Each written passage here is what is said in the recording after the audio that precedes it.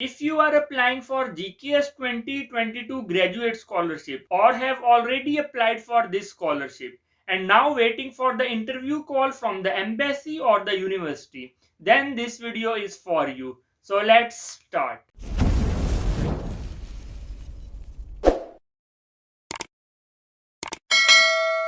Hello viewers, I am Amar Dilavar and welcome back to my YouTube channel. So in this video we will discuss about the frequently asked questions during the GKS interview, and I have gathered all those questions from the experience of the applicants who have got this scholarship in previous years. So before the start of this video, I would like to request you please like this video, and if you are new to my channel, please subscribe to my channel. So viewers, as you know that GKS 2022 deadline is very near, or in some cases the deadline is over. But there are still some universities in which you can apply through university track. So if you want to know the details of those universities in which still you can submit your documents, then I have a separate video on this topic. You can access the video from the I button, and I have also attached the link in the description box. And all those viewers who are new to my channel and they don't know that how can they study in Korea on a fully funded scholarship, so I have a separate playlist on this topic. So you can watch the playlist from the I button, and you can also access the playlist from the description box.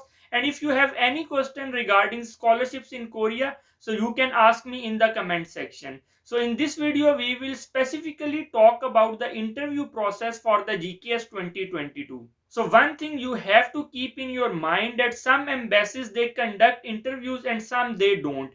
And some universities they conduct interviews and other universities they select candidates without any interview. So it depends from the university to university and embassy to embassy. So how do you know that your university or your embassy will conduct interviews or not?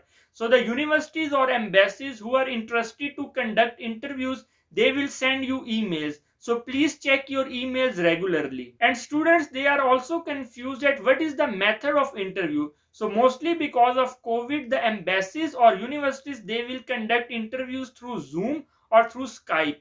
But some embassies like in Pakistan, mostly they conduct interviews face to face. So mostly the universities and embassies who are interested to conduct interviews, so they will send email to the successful candidates 10 to 15 days after the deadline. So if your embassy deadline has finished, so please wait for 10 to 15 days for the interview call from the embassy. So now we will discuss in detail the most frequently asked question during interviews by the embassies and universities. One more thing you have to keep in your mind that the interview conducted by embassy is different from the interview conducted from the university. Both interviews have no link to each other. Both have their separate questions and both have their separate formats. So first we will discuss about the questions which they can ask you during embassy interview. So as you know that in embassy there are no subject experts and there are no professors. Mostly they are diplomats or government officers. So mostly they don't ask questions regarding your major.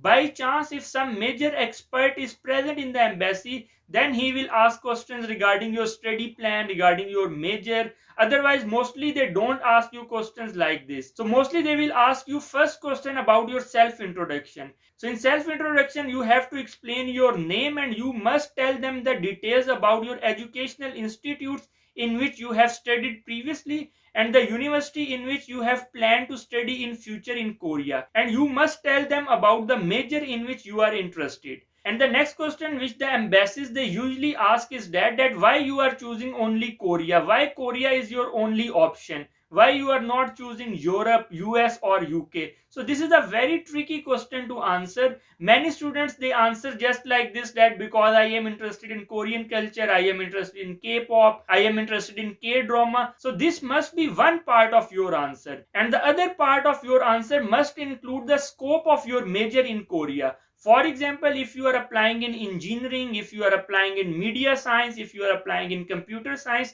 then you have to relate your major in Korea. For example, if you are applying in electronics, so you have to explain that because Korea is a hub of electronic companies. So there are a lot of research opportunities there. There is a lot of potential to grow professionally there because they have a lot of companies like LG, Hyundai, Kia, Samsung. So then you have to explain these companies, and you have to relate your research interest with Korea. Then the next question they ask you is that what is your motivation for applying this program? So here you must keep one thing in your mind, that while submitting your documents you have written your motivational plan. So if you are going to embassy for interview, so please must read that motivational plan and your personal statement documents earlier before applying for interview, because they have your documents in front of them and you have to answer according to your documents. So if any of your statement during interview contradict with the statement which is written in your personal statement or in your other study plan documents, then it will be a negative impact on the interviewer. So your answers must be according to those answers which you have already written in the form number 2, which is statement of purpose, and form number 3, which is study plan. And sometimes they ask you questions about your future plan, that what is your future plan, that after your degree will you come back to your country or you have planned to stay in Korea. If you have planned to stay in Korea, what is the job scenario in your major, and what is your plan in Korea, how can you find a job, or if you come back to your country, then what are your plans in your country. Another important thing you keep in mind, that if you have mentioned on your forms that you are proficient in Korean or you have topic level 4, 5 or 6, so maybe they will conduct your interview in Korean. And sometimes they ask you before the interview that whether you are interested to do interview in Korean or in English language. So then it depends on you. If you are proficient in Korean and if you give interview in Korean language, then the chances for your selection are very high, but it would be very tricky. Maybe you don't perform well in Korean language, so I suggest you that if you have strong grip on Korean language, then go for interview in Korean language. Otherwise, English is the safest option. In addition to these questions, please explore some information about South Korea. That what is the capital of South Korea, what are the big companies in South Korea, what are the popular foods in Korea, what is their culture, what is their tradition. So you have to search this about on internet before your interview.